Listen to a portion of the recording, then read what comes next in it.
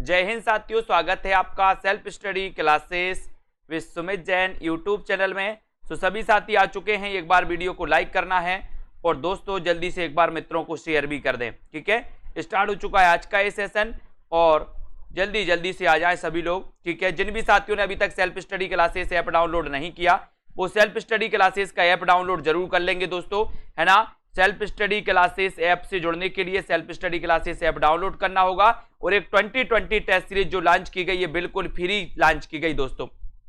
इसमें आप जुड़ सकते हैं। जुड़ कैसे सकते हैं? सबसे पहले तो self study classes app download करना पड़ेगा। सप्ताह में 2 दिन एक क्लास होती है दोस्तों, रविवार और गुरुवार होती है। मतलब ये जो है टेस्ट सीरीज होती है जो आपको स्वयं लगाने पड़ते हैं टेस्ट।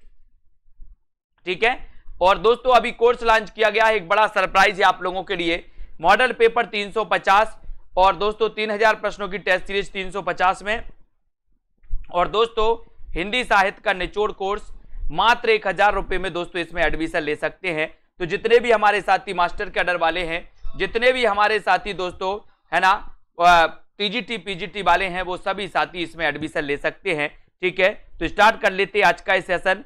आज के पहले प्रश्न में आपको उत्तर बताना है, जल्दी से सभी लोग उत्तर बताएंगे। पहला क्वेश्चन है आपका, क्या क्वेश्चन है? मैं साहित्य को मनुष्य की दृष्टि से देखने का पक्षपाती हूं, ये किस आचार्य की उक्ति है? बताएं, किस आचार्य की उक्ति मानी जाती है दोस्तों? महावीर प्रसाद द्विवेदी की, रामचंद्र शुक्ल की, हजारी प्रसाद द्विवेदी या फिर नंद दुलारे वाजपेयी की? बताएं, मैं साहित्य को मनुष्य की दृष्टि से देखने का पक्षपाती हूं, ये किस आचार्य की उक्ति है? ये आपको चयन करना है। अच्छा प्रश्न है। महावीर प्रसाद द्विवेदी या फिर रामचंद्र शुक्ल या हजारी प्रसाद द्विवेदी या नंद दुलारे वाजपेयी, इनमें से आपको एक चयन करना है। देखते हैं सबसे पहले क्वेश्चन कौन बताता है, और उत्तर आपने बता दिया हजारी प्रसाद द्विवेदी। और दोस्तों हजारी प्रसाद द्विवेदी की जब भी बात आती है तो इनका जन्म कब हुआ था वो भी आपको बताना है। इनके दोस्तों ऐतिहासिक ग्रंथ आपको पता है, हिंदी साहित्य का उद्भव और विकास, हिंदी साहित्य का आदिकाल, है ना, हिंदी साहित्य की भूमिका, ये आपको पता है दोस्तों द्विवेदी जी के ऐतिहासिक ग्रंथ। इनके निबंध भी आपको पता है, ललित निबंधकार माने जाते हैं दोस्तों द्विवेदी जी, है ना, आपने पढ़ा है दोस्तों, है ना। चलिए अगला क्वेश्चन देखते हैं। विष्णुकांत शास्त्री की प्रसिद्ध गद्य काव्य कृति कौन सी है? ये क्वेश्चन कई बार आया दोस्तों, कई बार आया है, तो आपको पता भी है कि विष्णुकांत शास्त्री की जो गद्य काव्य कृति है ये आपका कुछ चंदन कुछ कपूर की। ये क्वेश्चन आपको रट गया है, कुछ चंदन कुछ कपूर की, यानी 3 नंबर सी नंबर आपका राइट आंसर हो जाएगा। हिंदी का पहला आलोचक इनमें से कौन है? बताएं, हिंदी का पहला आलोचक कौन है? भारतेंदु जी हैं, बालकृष्ण भट्ट हैं, आचार्य शुक्ल हैं या फिर आचार्य हजारी प्रसाद द्विवेदी हैं? पहले आलोचक बताना है दोस्तों, और यहां पर आपको उत्तर चयन करना है। 96 का उत्तर, 596 का सही आंसर क्या हो जाएगा? सभी लोग बताएं। और जिन भी साथियों को कोर्स में एडमिशन लेना है वो बिल्कुल भी देर ना करें, है ना दोस्तों, डट जाएं उसी में, और आपका उत्तर यहां पर चला जाएगा। ठीक है, उत्तर क्या चला जाएगा दोस्तों? भारतेंदु, भारतेंदु, यानी 1 नंबर आपका सही है। ठीक है, बिल्कुल 1 नंबर जिन्होंने बताया उनका बिल्कुल सही है, हिंदी के प्रथम आलोचक।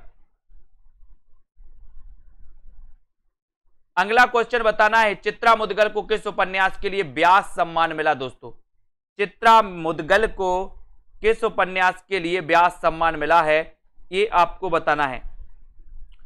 चित्रा मुदगल को किस उपन्यास के लिए व्यास सम्मान मिला? व्यास सम्मान बताना है चित्रा मुदगल का। चित्रा मुदगल जी को किस उपन्यास के लिए व्यास सम्मान मिला है, ये आपको बताना है। आंबा, एक जमीन अपनी, गिली गड्डू या इनमें से कोई नहीं। और यहां पर आपका सही आंसर जाता है कि सर इन्हें आंबा के लिए, काय के लिए? आंबा के लिए दोस्तों, आंबा के लिए इन्हें कौन सा पुरस्कार मिला है? व्यास सम्मान मिला है। ठीक है, आपका उत्तर क्या हो जाएगा? 1 नंबर आपका बिल्कुल सही हो जाएगा। जिन्होंने ये बताया उनका आंसर सही है। मुंबई के मजदूर संगठनों को केंद्र में रखकर लिखा गया दोस्तों उपन्यास कौन सा है? लिखा गया उपन्यास बताना। मुंबई के मजदूर संगठनों को केंद्र में रखकर लिखा गया उपन्यास कौन सा है? एक बार सभी लोग लाइक जरूर कर दें और दोस्तों एक बार शेयर कर दें अपने मित्रों तक, ठीक है। यहां पर मुंबई के मजदूर संगठनों को केंद्र में रखकर लिखा गया उपन्यास कौन सा है, ये आपको बताना है। बताएं उत्तर क्या हो जाएगा यहां पर। आवर्तन, आबा, है ना, पटरंग पुराण या फिर हैमबर्गर। और यहां पर मजदूर को दोस्तों, मजदूर संगठनों को केंद्र में लिखा गया जो उपन्यास है वो उपन्यास है बी नंबर, यानी कि आंबा, है ना, आंबा है। बी नंबर जिनने बताया वो बिल्कुल सही है। और आंबा के रचनाकार कौन है दोस्तों, इसकी रचना की है चित्रा मुदगल ने, है ना। और 2 नंबर आपका यहां पर बिल्कुल सही आंसर हो जाएगा। जिन्होंने भी बताया है, मनुष्य होने पर रसखान ने कहां बसने की इच्छा व्यक्त की। रसखान का बताना है दोस्तों आपका, इनका वास्तविक नाम क्या था, और मनुष्य होने पर रसखान ने कहां बसने की इच्छा व्यक्त की, ये आपको चयन करना है। अच्छा प्रश्न है, सभी लोग एक बार वीडियो को लाइक करेंगे। गोकुल के गांव में, मथुरा नगर में, घने जंगल में या फिर नदी के किनारे, कहां पर बसने की बात कही है रसखान जी ने। प्रश्न क्रमांक 599 है। प्रश्न अच्छा है, सभी को उत्तर बताना है और सीधा सीधा उत्तर देखते हैं। उत्तर क्या हो जाएगा। बहुत बढ़िया आंसर आया है दोस्तों कि सर गोकुल के गांव में। कहां पर, गोकुल के गांव में, यानी 1 नंबर आपका बिल्कुल सही है। आपको बताना रसखान का वास्तविक नाम क्या था, बताएं जल्दी से। सूरदास की अधिकतर रचनाएं किस भाषा में हैं दोस्तों। सूरदास जी के बारे में आप पढ़ते हैं दोस्तों, ये अष्टछाप के प्रमुख कवियों में माने जाते हैं, है ना। बहुत बढ़िया आंसर बताया है कि सर रसखान का वास्तविक नाम था सैयद इब्राहिम। बहुत बढ़िया, सैयद इब्राहिम नाम था दोस्तों रसखान का वास्तविक नाम। और यहां पर उत्तर बताना, सूरदास की अधिकतर रचनाएं किस भाषा में हैं। सूरदास की अधिकतर रचनाएं किस भाषा में है। अवधी, अपभ्रंश, ब्रजभाषा या फिर भोजपुरी। सूरदास की अधिकतर रचनाएं किस भाषा में हैं, ये आपको बताना है। अच्छा क्वेश्चन है और सीधा उत्तर आपका जाएगा कि सर ये जो भाषा है ये ब्रज भाषा में, यानी कि आपका जो 3 नंबर है, 3 नंबर वो बिल्कुल सही आंसर हो जाएगा। 3 नंबर सही होगा। नैन नचाई कहो मुस्काई लला फिर अयो खेलन होरी। खेलन होरी, है ना, ये पंक्ति किसकी है। नैन नचाई कहो मुस्काई लला फिर अयो खेलन होरी, पंक्ति के रचनाकार कौन है। ऐसे कितने साथी हैं जिन्होंने अभी तक सेल्फ स्टडी क्लासेस का ऐप डाउनलोड नहीं किया। सभी लोग सेल्फ स्टडी क्लासेस का ऐप जरूर डाउनलोड करें, है ना। एक अच्छा कोर्स लॉन्च होने वाला टीजीटी पीजीटी के लिए दोस्तों, एक स्पेशल कोर्स, है ना, एक कोर्स आने वाला है और बहुत बढ़िया 20 तारीख को ये कोर्स आपके सामने होगा। और वो सिर्फ टीजीटी पीजीटी के लिए 10 दिन 15 दिन की पढ़ाई के लिए बनाया गया कि अंतिम दिनों में आप क्या करें। अंतिम दिनों में दोस्तों कैसे आपको पढ़ना है, क्या क्या पढ़ना है, वो 15 दिन का एक कोर्स होगा आपके लिए। जिन भी साथियों इच्छुक हों, वो इच्छुक साथी सभी लोग दोस्तों उसको पढ़ सकते हैं। नैन नचाई कहो मुस्काई लला फिर अयो खेलन होरी, ये जो पंक्ति है ये पंक्ति है दोस्तों पद्माकर जी की। पद्माकर जी की, यानी 3 नंबर आपका बिल्कुल सही है। हिंदी साहित्य के इतिहास लेखन की परंपरा में दोस्तों मिश्र बंधुओं का किस ग्रंथ द्वारा अपना महत्वपूर्ण योगदान दिया। मिश्र बंधुओं ने किस ग्रंथ द्वारा अपना महत्वपूर्ण योगदान दिया। यानी कि सीधा सीधा अगर पूछें कि मिश्र बंधु का कौन सा ग्रंथ है, बताएं मिश्र बंधुओं का ग्रंथ कौन सा है। प्रश्न क्रमांक 602 का आंसर आपको चयन करना है। सभी लोग बताएंगे।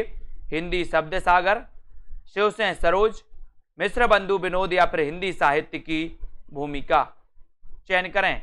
हिंदी साहित्य के इतिहास लेखन की परंपरा में मिश्र बंधुओं का ग्रंथ कौन सा है, मिश्र बंधुओं का ग्रंथ बताना है। और आपका सीधा आंसर जाएगा कि सर जो मिश्र बंधुओं का ग्रंथ है वो है मिश्र बंधु विनोद। आपको बताना है इसमें कितने कवियों का उल्लेख किया गया, मिश्र बंधु विनोद को कितने भागों में बांटा गया, मिश्र बंधु विनोद में दोस्तों हिंदी साहित्य के इतिहास को कितने खंडों में बांटा गया। 3 क्वेश्चन जो आपसे मिश्र बंधु से पूछे उनके उत्तर जल्दी से बताओ। और आदिकाल को वीर गाथा काल किसने कहा, ये क्वेश्चन आपको पता है किसने कहा है। ये क्वेश्चन कई बार आया, वीर गाथा काल। जितना सरल है उतनी बार क्वेश्चन आया भी है। सरल कैसे हो जाते दोस्तों क्वेश्चन, सरल ऐसे हो जाते हैं कि जो चीज आप बार बार पढ़ते हो वो आपके माइंड में सेट हो जाती है, आपको सरल लगने लगती है ना। और आपको पता है कि जब आप दोस्तों लगभग बताओ तो लगभग 5000 बताना है ना, लगभग 5000। और एग्जिट अगर आपसे पूछा जाए तो आप क्या बताओगे? 4591। समीर जी बहुत बढ़िया, 4591 है ना। और लगभग अगर पूछे जाए तो लगभग 5000। ठीक है, बहुत बढ़िया। आदिकाल को वीर गाथा काल आचार्य रामचंद्र शुक्ल ने कहा है। Very good. आचार्य रामचंद्र शुक्ल द्वारा रचित हिंदी साहित्य का इतिहास का प्रकाशन वर्ष क्या है दोस्तों? प्रकाशन वर्ष बताना है। आचार्य शुक्ल ने हिंदी साहित्य का इतिहास लिखा, और हिंदी साहित्य का इतिहास ये हिंदी शब्द सागर की भूमिका में प्रकाशित हुआ था दोस्तों। और ये हिंदी शब्द सागर की भूमिका में प्रकाशित हुआ था, तो कब प्रकाशित हुआ था? इसका आंसर आपको बताना 1917, 18, 1919 या फिर 1929 में। ये प्रश्न क्रमांक आपका 604 है। 604 का आंसर आपको चयन करना है और सीधा उत्तर जाता है बोले सर रामचंद्र शुक्ल का हिंदी साहित्य का इतिहास 1929, यानी कि 4 नंबर आपका बिल्कुल सही है। 4 नंबर जिन्होंने बताया आंसर सही हो जाएगा। अगला क्वेश्चन है, आचार्य शुक्ल ने शब्द सागर में लिखित किस शीर्षक लेख को है ना परिवर्तित तथा परिमार्जित कर हिंदी साहित्य का इतिहास लिखा? ये आपको बताना है। शब्द सागर में लिखित किस शीर्षक लेख परिवर्तित तथा परिमार्जित करके हिंदी साहित्य का इतिहास लिखा? हिंदी साहित्य की भूमिका को, हिंदी साहित्य का इतिहास, हिंदी साहित्य का विवेचन या फिर हिंदी साहित्य का विकास। यानी कि दोस्तों आपको पता है कि हिंदी साहित्य का इतिहास है ये किस शीर्षक से प्रकाशित हुआ था, है ना। विजय राज जी ने पहले ही उत्तर बता दिया कि सर ये हिंदी साहित्य का विकास शीर्षक से, यानी कि 4 नंबर आपका यहां पर बिल्कुल सही है। वेरी गुड आंसर, बहुत बढ़िया। अगले क्वेश्चन की ओर बढ़ेंगे। हिंदी साहित्य के इतिहास का प्रथम लेखक कौन है? बहुत बढ़िया क्वेश्चन। हिंदी साहित्य के इतिहास का प्रथम लेखक कौन माना जाता है? गारसादा तासी, रामचंद्र शुक्ल, जॉर्ज ग्रियर्सन या फिर स्योसेह सेंगर? बताएं, हिंदी साहित्य के इतिहास का प्रथम लेखक कौन माना जाता है? सभी लोगों को आंसर बताना है, जल्दी से बताएं, सभी को बताना है। और यहां पर आपका राइट आंसर हिंदी साहित्य के इतिहास का प्रथम लेखक कौन है, उत्तर चला जाएगा आपका गारसादा तासी। वेरी गुड, बी नंबर आपका सही है, 2 नंबर सही है। आपने पढ़ा है दोस्तों कि गारसादा तासी ने फ्रेंच भाषा में, कौन सी भाषा में? फ्रेंच भाषा में दोस्तों कौन सा ग्रंथ लिखा था? जल्दी से बता दीजिए। गारसादा तासी ने बैर क्रोध का आचार या मुरब्बा है, एक कथन किस निबंधकार का है? बैर क्रोध का आचार या मुरब्बा है, निबंध के बताना है। सभी लोग बताएंगे।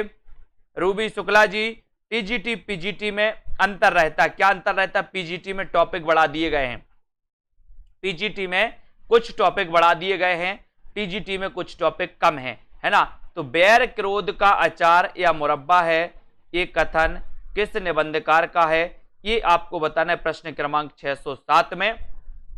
और आपका उत्तर जाएगा कि सर ये कथन है रामचंद्र शुक्ल जी का, यानी सी नंबर आपका बिल्कुल सही है। अपभ्रंश का मुख्य छंद बताना है। मुख्य छंद कौन सा है दोस्तों? अपभ्रंश का मुख्य छंद कौन सा है ना। दोहा है, बरबे, कुंडलियां या फिर सवैया? अपभ्रंश का मुख्य छंद क्या है? अपभ्रंश का मुख्य छंद बताना है। और यहां पर आपका राइट आंसर क्या हो जाएगा? अपभ्रंश का मुख्य छंद कौन सा है? आपका सीधा उत्तर चला गया दोहा। दोहा यानी 1 नंबर। वेरी गुड, 1 नंबर आपका बिल्कुल सही है। रासो शब्द की उत्पत्ति रसायन से किसने मानी है? वेरी गुड आंसर, अच्छा प्रश्न है। रासो शब्द की उत्पत्ति रसायन से किसने मानी? गारसादा तासी, राम नारायण दूगल, रामचंद्र शुक्ल या फिर हरप्रसाद शास्त्री? रासो शब्द की उत्पत्ति रसायन से किसने मानी? इसका उत्तर आपको बताना है, तो जल्दी जल्दी से सभी लोग चयन करेंगे। अच्छा क्वेश्चन है दोस्तों, वीडियो को लाइक जरूर कर देना।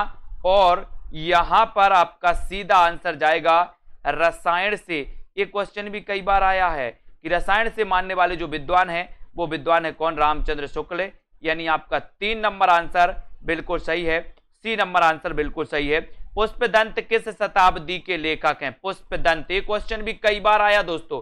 आपको पता है कि इन्होंने महापुराण एक ग्रंथ लिखा, महापुराण ग्रंथ लिखा, है ना। और दोस्तों महापुराण ग्रंथ में 63 सलाका पुरुषों का इन्होंने दोस्तों वर्णन किया है, आपको पता होगा। और जो पुष्पदंत हैं दोस्तों ये जैन कवि माने जाते हैं। और आपको पता होगा कि पुष्पदंत ने अपने आप को क्या कहा था, अभिमान मेरु कहा था। एक क्वेश्चन आता है आपका कि अभिमान मेरु किसे कहा जाता है, तब आपका उत्तर क्या होता है दोस्तों, अभिमान मेरु कहा जाता है पुष्पदंत को। अभिमान मेरु पुष्पदंत को कहा जाता है। और पुष्पदंत ये किस शताब्दी के हैं, सभी लोगों ने आंसर बता दिया कि सर ये 10वीं शताब्दी के हैं।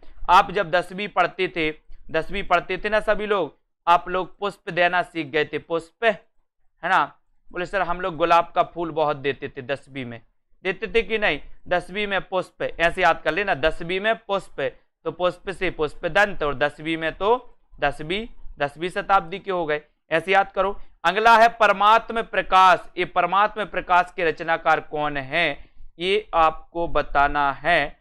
परमात्म प्रकाश के रचनाकार कौन है, प्रश्न क्रमांक 611, ये आंसर क्या हो जाएगा। परमात्म प्रकाश के रचनाकार कौन माने जाते हैं, रामसेन, योगिंदु, हेमचंद्र या फिर मेरुतुंग, ये आपको चयन करना है प्रश्न क्रमांक 611 में। 611 का आंसर क्या हो जाएगा, है ना। और परमात्म प्रकाश के जो रचनाकार हैं दोस्तों, वो रचनाकार हैं कौन, योगिंदु या जोइंदु, है ना। योगिंदु जोइंदु भी आपको मिलेगा कहीं कहीं। तो आपका उत्तर है बी नंबर, 2 नंबर आपका बिल्कुल सही हो जाता है। अगला है मुसलमान अनुयायी कबीरदास को किनका शिष्य मानते हैं, यानी कि दोस्तों मुसलमान अनुयायियों के द्वारा कबीरदास के जो गुरु हैं वो कौन है, कबीरदास के गुरु बताना है। वैसे अगर माने कि दोस्तों कबीरदास के जो गुरु माने जाते हैं वो कौन माने जाते हैं, रामानंद। कबीरदास के गुरु कौन माने जाते हैं, रामानंद। लेकिन आपको पता होगा कि मुसलमानों ने दोस्तों कबीर का गुरु माना है किसे माना है, शेख तकी को। शेख तकी यानी कि 1 नंबर आपका बिल्कुल सही होगा। आपको पता है शेख तकी के कहने पर दोस्तों किसने, सिकंदर लोदी ने गंगा की डुबकी लगवाई थी दोस्तों कबीरदास को, गंगा की डुबकी, है ना, कबीरदास जी को। तो ये आपको याद करना है। सबंगी रचना किसकी है दोस्तों, सबंगी किसकी रचना, दादू दास की है, दादू दयाल, पीपा, रैदास या फिर रज्जब।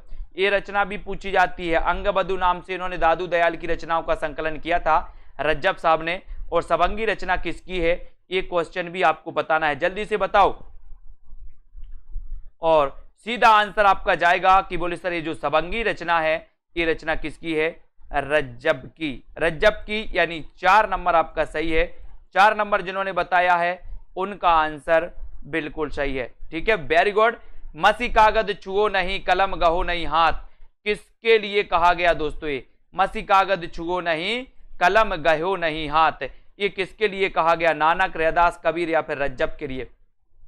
और बहुत बढ़िया आंसर आया है कि सर मसी कागज छुओ नहीं, कलम गहो नहीं हाथ, ये जो कहा गया है ये कहा गया है किसके लिए, कबीर। कबीर यानी 3 नंबर। कबीर का जन्म कब हुआ था, जल्दी से कमेंट में लिखिए, कबीर का जन्म कब और कहां हुआ था, कमेंट में बताना है आपको। ज्ञान मार्गी शाखा के कवियों को किस नाम से पुकारा जाता है, ज्ञान मार्गी शाखा के कवियों को किस नाम से पुकारा जाता है, सिद्ध कवि, नाथपंथी कवि, भक्त कवि या फिर संत कवि। ज्ञान मार्गी शाखा के कवियों को किस नाम से पुकारा जाता है, इसका आंसर आपको चयन करना है। अच्छा प्रश्न है, सभी लोग आंसर बताना। और आपका सीधा सीधा आंसर जाएगा कि सर ज्ञान मार्गी शाखा के कवियों को संत कवि। वेरी गुड आंसर है ना दोस्तों। इनका जन्म हुआ था 1398 में, है ना। और 1398 में इनका जन्म हुआ था कहां पर, मगहर, है ना, काशी, ठीक है। ये संत कवि हैं। अगला क्वेश्चन है, गोद लिए हुलसी फिरे तुलसी सोसुत होए, ये पंक्ति किस कवि की है, गोद लिए हुलसी फिरे तुलसी सोसुत होए, पंक्ति के रचनाकार कौन है। तुलसीदास जी के बारे में कहा गया दोस्तों, और ये आपको बताना है किसकी पंक्ति है, गोद लिए हुलसी फिरे तुलसी सोसुत होए, पंक्ति के रचनाकार कौन है। अच्छा क्वेश्चन है, और सीधा आंसर आपका जाएगा क्या कि सर ये जो पंक्ति है ये पंक्ति किसकी है, रहीम की। यानी 4 नंबर आपका बिल्कुल सही होगा। 4 नंबर जिन्होंने बताया आंसर, बिल्कुल सही है, वेरी गुड। तुलसी की भक्ति का स्वरूप क्या था? तुलसी की भक्ति का स्वरूप क्या था?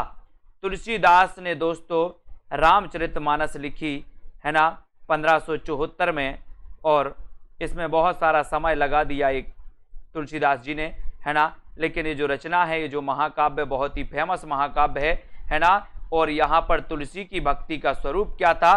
तो बोले सर ये दास भाव से भक्ति की है इन्होंने, दास भाव से भक्ति की है ना। अपन पढ़ते ना, चित्रकूट के घाट पे भाई संतन की भीड़, तुलसीदास चंदन घिसे तिलक देत रघुबीर, है ना। यहाँ पर बताना है राम और सीता के विवाह के अवसर पर किस कवि ने स्त्रियों से गारी गीत गवाया है? बताएं, ये क्वेश्चन भी अच्छा है। राम और सीता के विवाह के अवसर पर किस कवि ने स्त्रियों से गारी गीत गवाया? तुलसीदास ने, स्वामी अग्रदास ने, केशवदास या फिर प्राणचंद चौहान ने? किसने गवाया राम और सीता के विवाह के अवसर पर? इसका आंसर आपको चयन करना है, और बहुत अच्छा आंसर है दोस्तों, सभी लोगों को बताना है, सभी आंसर है, ठीक है। यहां पर आपका उत्तर हो जाएगा केशवदास, केशवदास, है ना। आपको एक क्वेश्चन बताना है दोस्तों कि केशवदास का जन्म कब हुआ, है ना। ये आपका 3 नंबर बिल्कुल सही आंसर है, सी नंबर बिल्कुल सही है। तुलसीदास जी ने भी भ्रमर गीत परंपरा के अंतर्गत भ्रमर गीत की रचना की है, जो किसमें संकलन है? यानी कि दोस्तों तुलसीदास ने भ्रमर गीत परंपरा के अंतर्गत भ्रमर गीत की रचना की है, जो संकलित है। काय में संकलित है? जानकी मंगल में, कृष्ण गीतावली में या फिर कवितावली में? बताएं। प्रश्न क्रमांक 619 का आंसर आपको चयन करना है। अच्छा क्वेश्चन है। और दोस्तों भ्रमर गीत परंपरा के अंतर्गत यहां पर आपको बताना है भ्रमर गीत रचना की है, जो संकलित है। बताएं, काय में संकलित है? और आपका सीधा आंसर जाएगा, वो संकलित है दोस्तों कृष्ण गीतावली में, है ना। काय में संकलित है? कृष्ण गीतावली में, यानी कि आपका जो बी नंबर है वो बिल्कुल सही है, ठीक है। अब आपको कृष्ण गीतावली की भाषा बताना है, इसकी भाषा क्या है? कृष्ण गीतावली की भाषा क्या मानी जाती है? जल्दी से कमेंट में लिखिए। वीडियो को लाइक जरूर करना है। तुलसीदास ने रामचरितमानस के किस कांड में कलयुग का वर्णन किया है? बताएं, किस कांड में किया? बाल कांड में, अयोध्या कांड में, अरण्य कांड में या फिर उत्तर कांड में? तुलसीदास ने रामचरितमानस के किस कांड में कलयुग का वर्णन किया है? जल्दी से आपको चयन करना है। प्रश्न क्रमांक 620 में रामचरितमानस के किस कांड में कलयुग का वर्णन किया है? ये आपको बताना है। बाल कांड, अयोध्या कांड, अरण्य कांड या फिर उत्तर कांड? यानी कि आपका सीधा आंसर जाएगा कि सर कलयुग का जो वर्णन इन्होंने किया है वो किया है दोस्तों उत्तर कांड में। अपन ने पढ़ा था ना कि सर कलयुग उत्तर देने लगा है अब, है ना, कलयुग उत्तर देने लगा है। तो उत्तर कांड आपका सही है। 84 वैष्णव की वार्ता का संबंध किस संप्रदाय से है? एक और है क्वेश्चन, 84 वैष्णव की वार्ता के रचनाकार कौन है? ये भी आपको बताना है। साथ ही बताना 84 वैष्णव की वार्ता के किस संप्रदाय से संबंधित है? सखी संप्रदाय, रामानुज संप्रदाय, श्री संप्रदाय या फिर वल्लभ संप्रदाय? आपको पता है दोस्तों कि 84 वैष्णव की वार्ता के रचनाकार कौन है? कौन है? हाँ, लहर तारा में, लहर तारा बिल्कुल सही। कबीर का लहर तारा में जन्म हुआ, मगहर में इनकी मृत्यु हुई थी दोस्तों, बिल्कुल सही है। 84 वैष्णव की वार्ता का संबंध किस संप्रदाय से है? ये आपको बताना है। तो इनका संप्रदाय दोस्तों वल्लभ संप्रदाय, ठीक है। यानी 4 नंबर आपका वल्लभ संप्रदाय बिल्कुल सही है, वेरी गुड। अगला क्वेश्चन, वल्लभाचार्य का वेदांत सूत्र पर लिखा गया प्रसिद्ध ग्रंथ कौन सा है?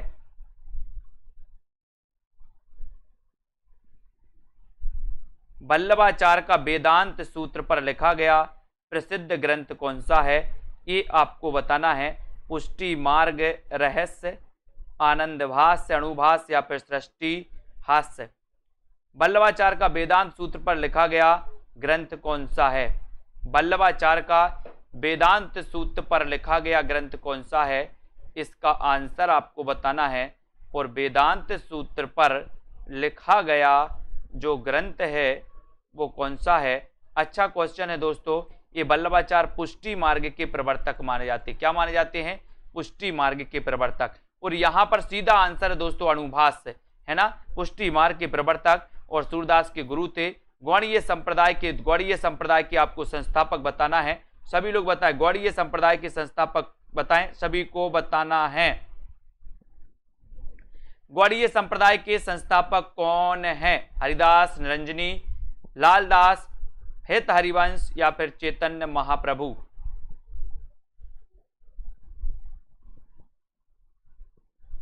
गौड़ीय संप्रदाय के संस्थापक कौन है? और सीधा उत्तर जाएगा दोस्तों गौड़ीय संप्रदाय के संस्थापक। और गॉड से गौड़ीय और गॉड से गॉड को क्या बोलते? प्रभु बोलते ना अपन, प्रभु तो चैतन्य महाप्रभु। गॉड से गौड़ीय और चैतन्य महाप्रभु, यानी डी नंबर आपका, डी नंबर बिल्कुल सही है। जुगलमान चरित नामक ग्रंथ के लेखक कौन है? जुगलमान चरित के रचनाकार कौन है? नंददास, कृष्णदास, चतुर्भुजदास, छीत स्वामी, है ना। तो जुगलमान चरित के रचनाकार आपको चयन करना है। अच्छा क्वेश्चन है और सीधा आपका आंसर जाता है कि सर जुगलमान चरित के जो रचनाकार हैं वो रचनाकार कौन है? कृष्णदास, यानी कि आपका जो 2 नंबर है, 2 नंबर वो बिल्कुल सही आंसर है। कृष्णदास माने जाते जुगलमान चरित के लेखक। बहुत बढ़िया, ठीक है। अगला क्वेश्चन देख लेते। सूरदास को पुष्टि मार्ग का जहाज किसने कहा? दोस्तों ऐसे कितने साथी हैं जिनको टीजीटी पीजीटी के लिए दोस्तों कुछ स्पेशल पढ़ना है? ऐसे कितने साथी हैं जिन्होंने दोस्तों कोर्स नहीं लिया पहले और टीजीटी पीजीटी के लिए स्पेशल 15 दिन के लिए कुछ पढ़ना है, स्पेशल 15 दिन में अपनी तैयारी अच्छी करनी है? ऐसे साथी सभी दोस्तों संपर्क कर सकते हैं। एक कोर्स आपके लिए स्पेशल कोर्स लॉन्च हो रहा है ना। जिन्होंने कोर्स में एडमिशन नहीं लिया था उनके लिए, है ना।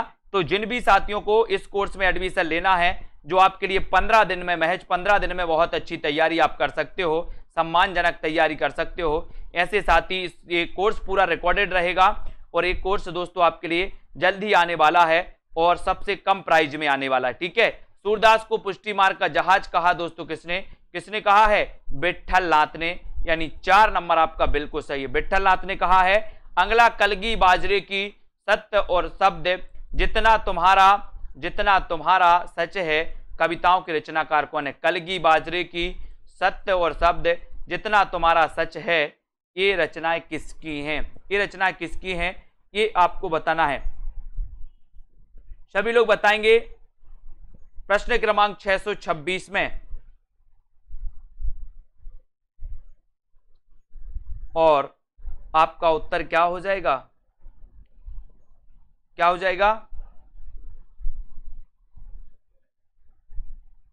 उत्तर हो जाएगा दोस्तों अज्ञेय, यानी कि 3 नंबर आपका बिल्कुल सही है। 3 नंबर अज्ञेय आपका राइट आंसर हो जाएगा, ठीक है। 3 नंबर, सी नंबर आपका सही हो जाएगा। कवियों का कवि किसे कहा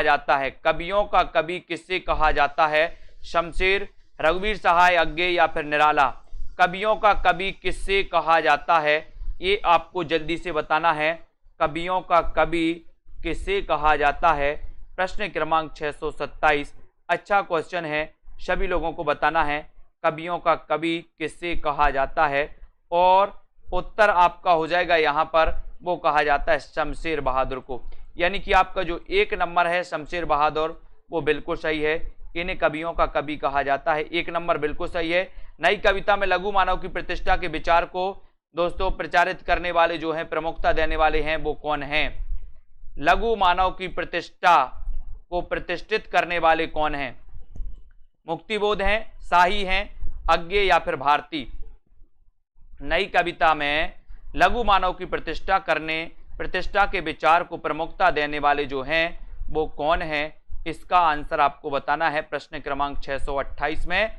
और 628 का आपका सीधा उत्तर जाएगा दोस्तों, क्या उत्तर जाएगा आपका कि सर नई कविता में लघु मानव की प्रतिष्ठा के विचार को प्रतिष्ठा देने वाले हैं शाही, यानी कि विजय देव नारायण शाही, यानी 2 नंबर आपका बिल्कुल सही हो जाएगा। बी नंबर आपका राइट आंसर हो जाएगा। बापू की कुटिया के लेखक कौन है? बापू की कुटिया बताना है। महादेवी वर्मा, निराला, अज्ञेय या फिर बैनीपुरी? बापू की कुटिया के लेखक कौन माने जाते हैं? इसका आंसर प्रश्न क्रमांक 629 में लाइक जरूर कर देना सभी लोग, है ना। सेल्फ स्टडी क्लासेस ऐप को डाउनलोड करना है, सब्सक्राइब कर लेना सभी लोग। और दोस्तों इसी प्रकार से आपको अध्ययन करना है, अभ्यास करना है। और यहां पर आपका सीधा उत्तर है बापू की कुटिया। इसके लेखक कौन है? इस रचना के लेखक बताना है, तो आपका राइट आंसर है बेनीपुरी। बापू की कुटिया बेनीपुरी, यानी कि दोस्तों राम वृक्ष बेनीपुरी। 4 नंबर आपका बिल्कुल सही है, डी नंबर आपका सही है, बापू की कुटिया। बहुत बढ़िया, बापू की कुटिया के रचनाकार राम वृक्ष बेनीपुरी हैं। अगले क्वेश्चन की ओर जाएंगे। नेता नहीं नागरिक चाहिए निबंध के लेखक कौन है? नेता नहीं नागरिक चाहिए, दिनकर, श्रीलाल शुक्ल, अज्ञे या फिर बेनीपुरी? नेता नहीं नागरिक चाहिए, बहुत अच्छा प्रश्न है दोस्तों, ये आपको बताना है 630 का आंसर। ऐसा कौन कहेगा? नेता नहीं नागरिक चाहिए। और आपका सीधा आंसर जाएगा दोस्तों यहां पर कि बोले सर ऐसा तो कोई राष्ट्र कवि कहेगा, राष्ट्रीय कवि कहेगा, राष्ट्रीय काव्यधारा का कवि कहेगा कि नेता नहीं हमें नागरिक चाहिए। और नागरिक चाहिए ऐसा कोई राष्ट्रीय काव्यधारा का कवि कहेगा तो उत्तर हो जाएगा दिनकर। क्या हो जाएगा? दिनकर, यानी कि जो 1 नंबर है वो बिल्कुल सही है। 1 नंबर आपका राइट आंसर हो जाएगा, दिनकर जी आपका सही हो जाएगा। दिनकर जी ने कहा दोस्तों। अगला है निबंध कृति आलोक पर्व की रचनाकार कौन है? आलोक पर्व के रचनाकार बताना है हजारी प्रसाद द्विवेदी, प्रभाकर माचवे, कुबेरनाथ राय या विद्यानिवास मिश्र? 9:45 पर दोस्तों कभी कभी, है ना, निम्बार्काचार या कोई कभी पार्टिकुलरली कभी वाली रचनाएं आने वाली हैं। देखो मैं आपको बता दे रहा हूं, सुबह 8 बजे एक वीडियो आएगा आपके लिए, एक सुबह 9:30 पर आता है दोस्तों, फ्री वीडियो है आपके लिए, है ना।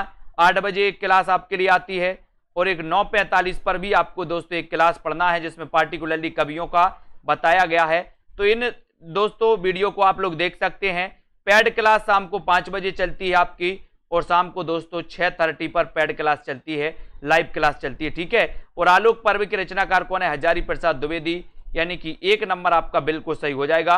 वैष्णव की फिसलन का लेखक कौन है? वैष्णव की फिसलन, इसके लेखक कौन है? शरद जोशी हैं, गोपाल चतुर्वेदी हैं, श्रीलाल शुक्ल हैं या फिर हरिशंकर परसाई हैं? ये आपको बताना है यहां पर प्रश्न क्रमांक 632 में।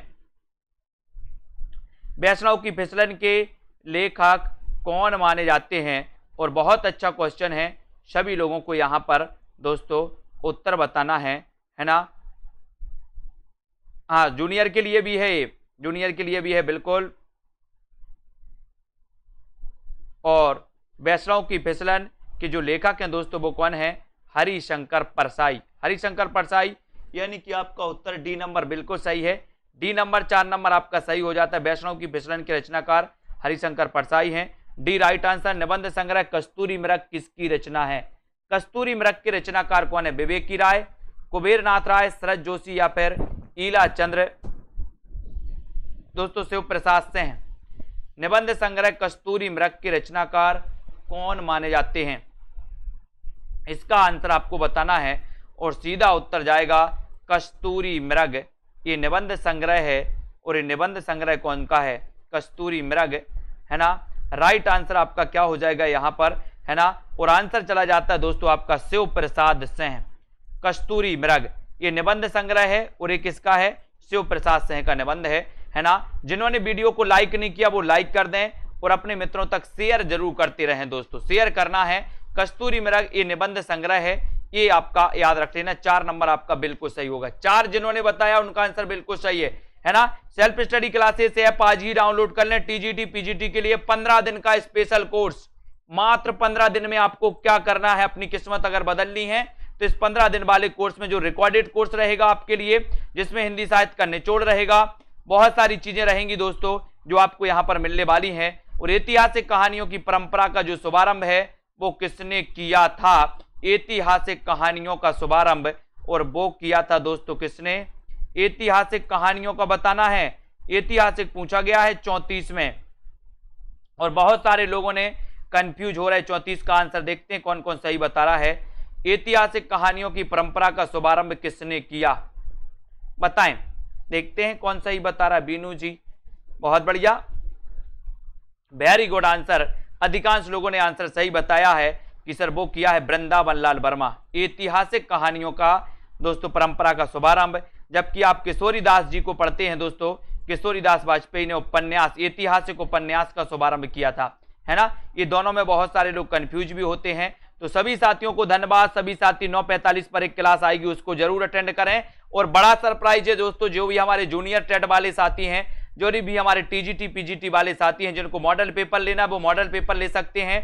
जिनको दोस्तों प्रश्न टेस्ट मतलब 3000 प्रश्नों की टेस्ट सीरीज लगानी है, अपना अभ्यास बढ़ाना है, वो 3000 प्रश्नों की टेस्ट सीरीज अभी बड़ा ऑफर है 350 में, इसमें एडमिशन ले सकते हैं, है ना। और दोस्तों हिंदी साहित्य के स्पेशल क्लास, स्पेशल कोर्स में आप एडमिशन ले सकते हैं अभी मात्र 1000 में, जिसमें आपको दोस्तों जूनियर टेट में ये कोर्स आपके लिए काम में आएगा, अलग से कोई कोर्स नहीं खरीदना होगा, है ना। और टीजीटी पीजीटी के लिए तो ये कोर्स आपके लिए काम में आएगा ही, है ना। तो ऐसे जितने साथी हैं जिनको भी एडमिशन लेना है, जो भी पढ़ना चाहते हैं, निरंतर अध्ययन करना चाहते हैं, वो सभी साथी अभी self study classes app download कर लें। और दोस्तों परीक्षा के अंतिम समय में बहुत अच्छी तैयारी करते हुए आगे बढ़े, है ना। बाद में ना कहने को रहे कि सर का कोर्स ले लिया होता, है ना। इसलिए दोस्तों जिनको भी लेना है वो ले सकते हैं, पढ़ सकते हैं अच्छे से अध्ययन। लवली ठाकुर जी, विजय लक्ष्मी, बबीता जी, ठीक है, श्वेता जी, अभिषेक, बीनू जी, प्रिया जी, रुचि जी, मंजू, कमला जी, पूनम जी, राजेश, भावना, संजय जी, हरिओम जी, दारसू, प्रियंका, आस्था जी, डॉली, रेखा जी, है ना। सभी साथियों को बहुत बहुत धन्यवाद। संतोष जी, मायाराम, रोहित जी, नीरज जी, प्रतिमा, रीता, अनिता, मनोज जी, प्रियंका, कुबेर जी, ठीक है, देवेंद्र जी, तनु, संध्या, राजेश, दारसू जी, सभी साथियों को धन्यवाद। ठीक है, आज के इस वीडियो के लिए साथियों इतना ही। लाइक और शेयर करते रहें, अपने मित्रों तक जुड़े रहें। 10 बजे एग्जाम पार में दोस्तों आपके लिए लाइव क्लास होती है एग्जाम पार में 10 बजे, तो वो सभी देखें, पढ़ें और अभ्यास करें। जितने से ज्यादा परीक्षा का टाइम है पूरी दम लगा के तैयारी करें। आज के लिए बस इतना।